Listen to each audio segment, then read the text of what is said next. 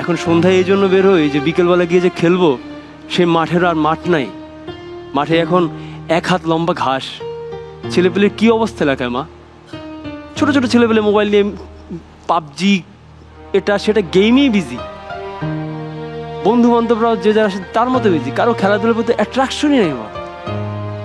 আর আমরা খেলাধুলার সময় মা দুপুরবেলা আমি পুকুরে গোসল করতে গেলাম, বাট আমাদের সময় যে মজাটা ছিল, যে গোসল করতে নামার আগে আড্ডা দেয়া, পাশের বাড়ির ডাব বা কারো বাসার চালতা সেটা নিয়ে আমরা বানিয়ে খাওয়া, এটা নেই। ওই মজাটা মিস করি মা আসলে। এই জন্য দুপুরবেলা বাসায়, বিকেলবেলা বাসায়, সন্ধ্যার দিকে বের হবো, দেখি কাকার সাথে দেখা হয়, দাও 1 কাপ চা দাও, চলো তোমার সাথে গিয়ে চা খাই একটা বেলকুনি। স্মার্ট হইতে গিয়ে, ভালো লাইটিং করতে গিয়ে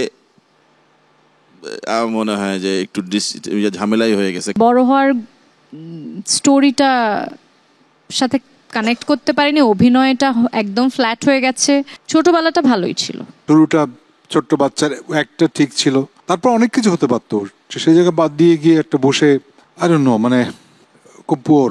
ছোটবেলার অভিনয়গুলো আমার খুব ভালো লাগছে, আমি একদম শৈশবে ফিরে যাচ্ছি, সবার দারুণ লাগছে। কিন্তু বড়বেলায় এসে আর বড় হয়ে উঠছে। স্বপ্ন দেখার দিন এসেছে, স্বপ্ন দেখার বার, ভিড়কে ঘেরে সময় এবার, সামনে দাঁড়াবার, খুঁজছে তোমায় মঞ্চ তোমার, দাও সারা আবার।